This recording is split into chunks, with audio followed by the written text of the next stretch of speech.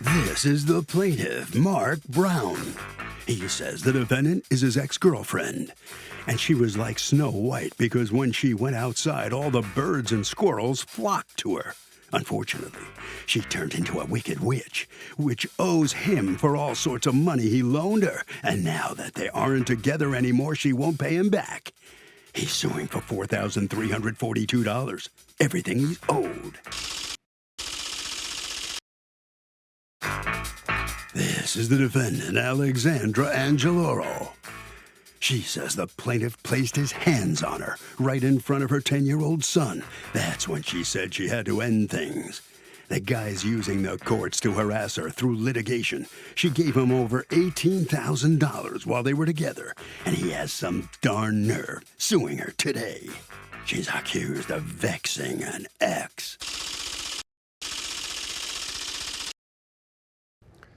All parties, please raise your right hands. Welcome back to the People's Court. Next case on the docket, the plaintiff says that he loaned his ex-girlfriend money while they were together. They have now gone their separate ways. She will not pay him back. But the defendant says the plaintiff put his hands on her, so she left him, and now he's trying to use the courts to harass her about the money. She does not owe him anything. It's the case of vexing an ex. Thank you, Douglas. You're welcome. All righty. Mr. Brown, you're suing your former girlfriend, Ms. Angeloro, for $4,342 in all of the things that you say you bought her throughout your relationship, which you want her to pay you back for because, according to you, she was supposed to pay you back. And also things that you bought for her son while you were in a relationship. How long did you two date? About 3 years. Okay. And what happened? How did you break up? I ended up breaking up with her over an argument. She wanted to see a John Legend concert, and I paid a whole lot for the front row tickets, and she argued with me that the tickets wasn't that much. I think at the time I paid $440 a ticket, and she was arguing that the ticket was only like $70 for front row at John Legend for a place that only hold like 300 people. Okay, well, clearly the problems are not about $300 or so if a 3-year relationship ended up over this. And I would imagine she has a different version of why you guys broke up. But when did you guys break up? I'll say about 6 months ago. Okay, all right. Now, you have filed a lawsuit to have her pay you back for everything that you bought her and her son during the course of the relationship. Not everything. Okay, well, I still got an iPhone 11 for $700 with an iPhone case for $70, the phone bill for a year, plus the insurance for $840, car insurance, a game chair that you bought the son, an Apple computer you bought the son, a bike you bought the son, an Xbox repair you paid for the son, a hole in the sheetrock and paint that, according to you, who made that hole? The son did. Were these all things that you fronted the money and she was supposed to pay you? Yes, and it wasn't all for her son.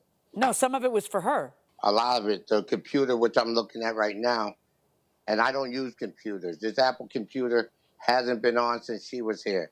There's something that she wanted. I got a jet Oh, so laser. you have the computer? Yeah, I don't want this stuff. I never use it. Okay, so but you're suing her to pay you $540 for a computer that you bought that is in your possession. She could have this. I don't use it. Okay. So let me ask you this. Do you have any proof that these items were loans that she was supposed to pay you back? No, just her word. And Okay. as I said, Do you have that by text or anything? well, I do have some text. Do any of the texts say, I know I owe you $4,342?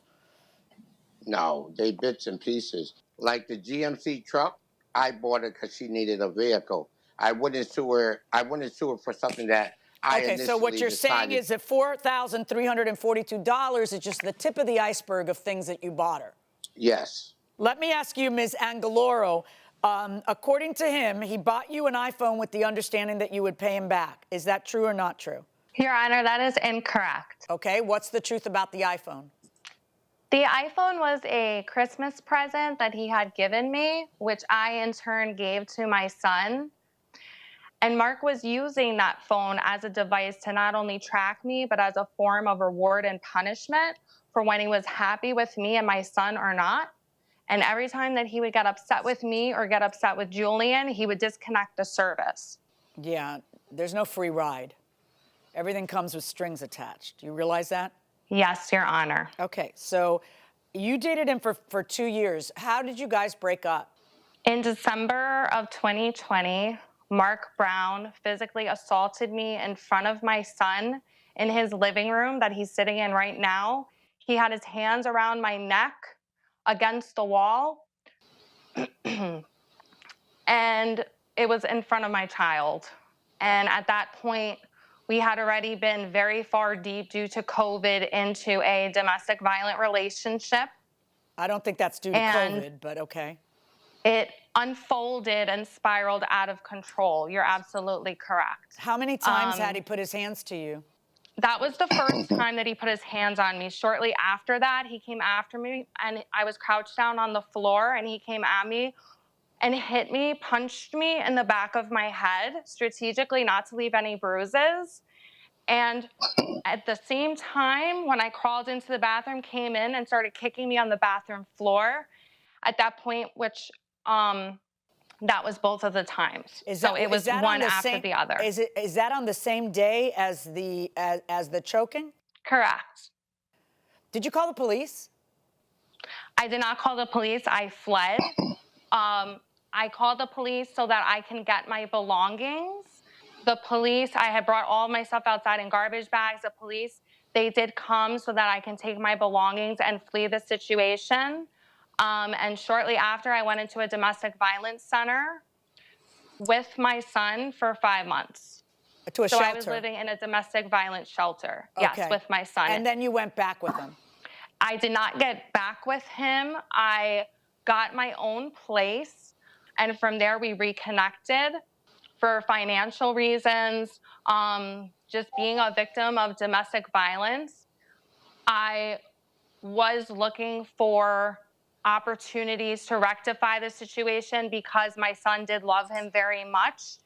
And I was hopeful for the fact, being that I left him and we were no longer together, that we could have some sort of relationship for the sake of my son, because he did come across as very loving in the sense of him always providing financially for him. However, I saw very quickly that Mark was and continues to be an abuser, which is why we're in court right now, I believe. So that ended with a restraining order. Okay, the restraining order that ended the reconnection was based on what? What had happened? What had happened was he was verbally abusing me outside of his workplace. He was telling me that I'm nothing, I'm never gonna be anything without him, that I'm a lowlife, that basically that I need help, and that his life is so much better off without me, and that he could replace me with 3 of me, was his exact words. And so I stayed quiet the whole time. I asked for my son's belongings. He asked for the engagement rings. I gave them back to him, and I began to walk away from him, and he said, "You're gonna regret this."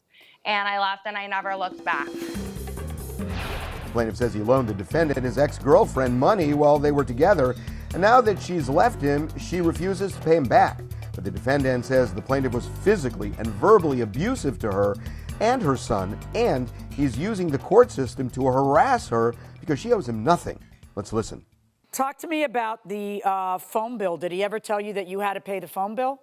Absolutely not. All right. How were the finances divided between the two of you? Mark was the provider, and anything that I made was a contribution to the household. So I was giving him any kind of money, including my tips. I didn't get paid when I worked for him as a bartender. So he didn't even let me collect my own tips. Okay, because the way you guys worked it out is that you would give him anything you made and then he would divvy it back. That was supposed to be the agreement, that he was taking care of us, that this was a life, that when we got married, if anything happened to him, like everything, it was us, it was our family. So I was contributing to our household. All right. That's how it was portrayed. The game chair and the Xbox that he repaired for your son, tell me about that. He bought my son a gaming chair for Christmas. Again, Are this was these during Christmas the time gifts? Is the game chair a Christmas gift and the iPhone a Christmas gift, Mr. Brown? I don't know. She's so far along, it's hard for me to answer what she said. How about you No, answer what I what? asked, which is she says Yeah, the game chair was a Christmas gift for her no, son. he had a digital keyboard, which was his But you Christmas. keep supposedly loaning her money? I thought we was gonna be together. We was Right. gonna So be did you take a okay. relationship where you're together and you're paying for stuff because that's how you see yourself and that's your role, and now you want the money back because she dumped you? Listen to me. She didn't dump me. Okay, if she told you right, she said we broke up.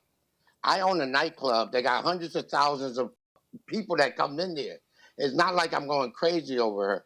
What happened was it was something she wanted, something she couldn't afford. But anything I said no to, she like, please, please, I'll pay you back. Right, but That's why what would you everything continue to happened. loan money for 3 years to a person who says she's going to pay you back and never pays you a penny? If you look at my complaint, this don't go back to there. Like the Xbox. Even when I paid $600 for the Xbox. Can you show me she's some like, "Oh, proof that these are loans and not gifts? yeah, it's only up to what you did. I'm not suing for the Xbox. I'm suing for the repair. Because the Xbox was a Christmas present. Right, You don't but see Mr. Brown, $500 for an Xbox. let me explain to you what I need in order for you to prove a case. When lots of ex-boyfriends sue their ex-girlfriends. Of course. When things go wrong, and when I ask why, well, I just paid that because I thought we were gonna be together forever. Right, it doesn't change what the original agreement was. Someone owes you money only if they agreed to pay you back. You say she would say that. Watch this. Did you ever say on any of these occasions for any of these things that were any of these loans that you said you would pay back, Ms. Angeloro? Your Honor, these were gifts at no So that didn't point. work out very well. So now I need you to prove to me, Mr. Brown, that these were loans and not gifts. Because the Okay, this is how circumstances come. don't look like they're loans. The circumstances look like you're the provider. She's handing you any money she makes because you're the supreme provider who's going to decide which bills get paid and how they get paid and who gets what money to spend and whatever else. That's the arrangement that you guys have. She was happy with it. You were happy with it until you're no longer dating.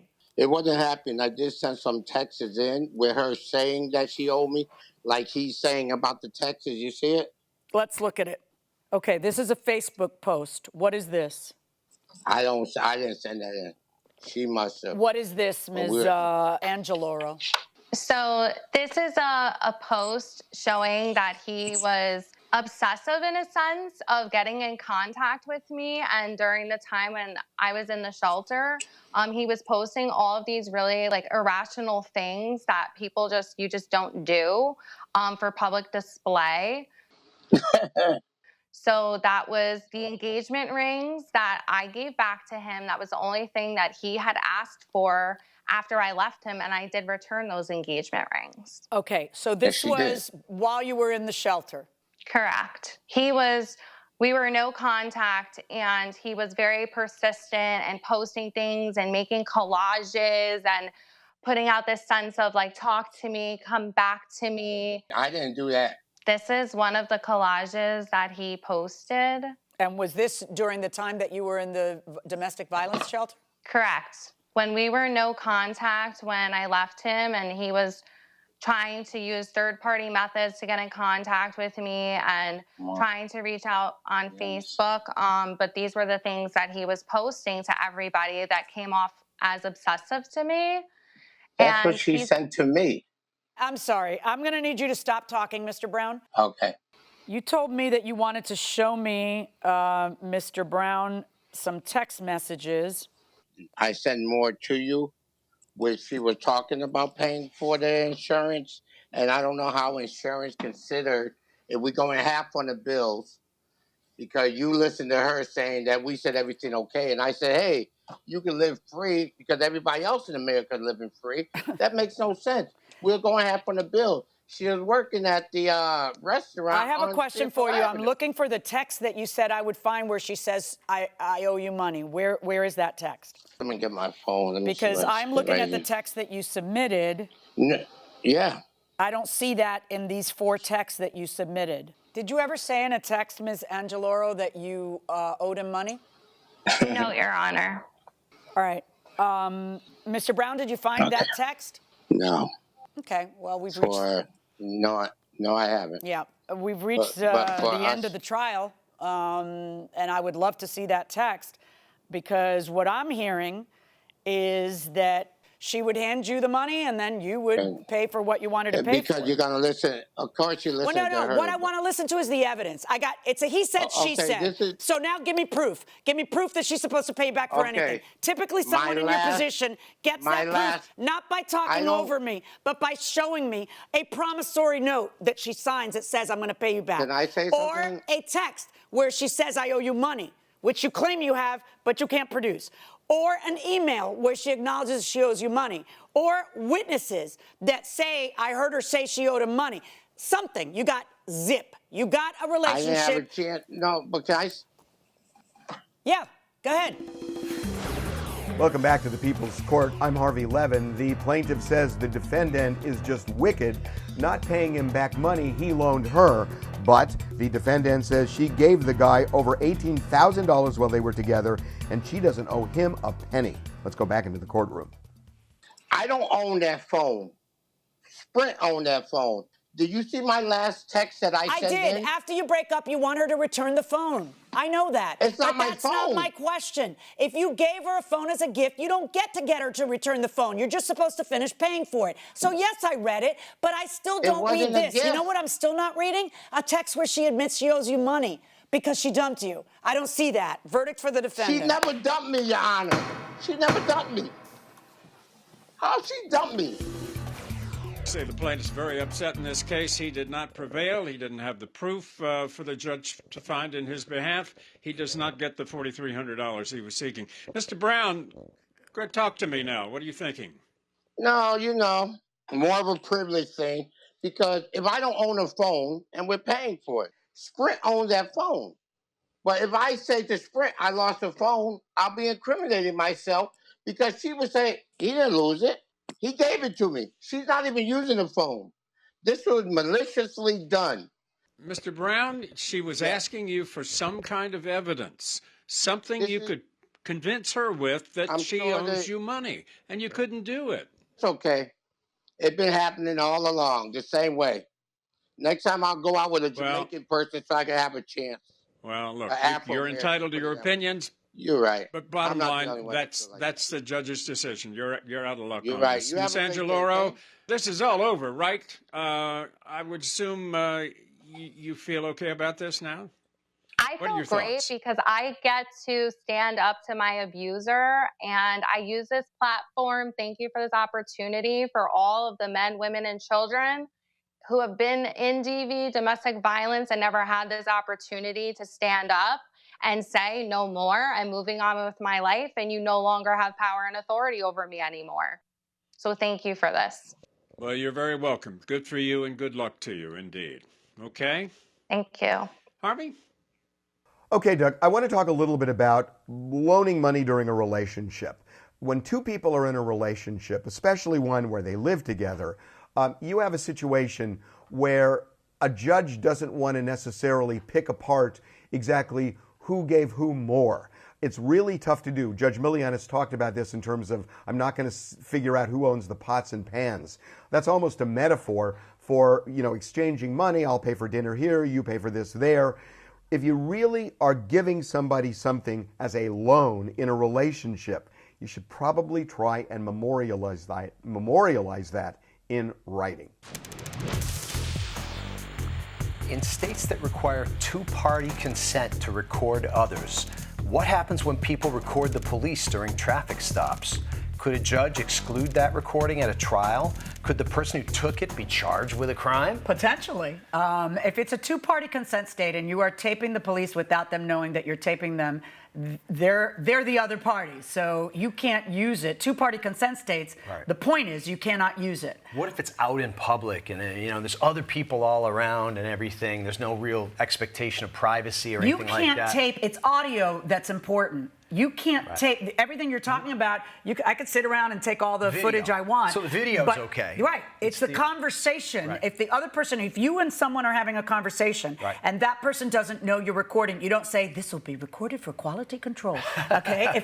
Then you cannot do that. Right. Now, can you get in trouble? The cops wearing a BWC, a body-worn camera? That's different. There's a statute that actually allows them to do that, and you know you don't get to complain about it, because they're investigating a criminal matter. Potentially, right. And of course, the cops could also tape you without you knowing, and wiretap you because they go to a court and they go through their legal procedures. But in Florida, it's actually, and in many states, it's actually a felony to tape someone without their knowledge. In a two-party consent. In a two-party consent state. So in Florida, it's a third-degree felony. If I put the tape recorder, nobody does that anymore. But if I had a cassette recorder in my college, you're dating yourself and I pressed play, I once had a professor come and say, you know, you can't do that, right? Without asking my permission. And I had no idea. I'm like, oh. I took my big clunky thing. You didn't call the cops on you, did you? No, I didn't. But yeah, you cannot do that. So not only can you not use it, but you can be charged with a felony. Right.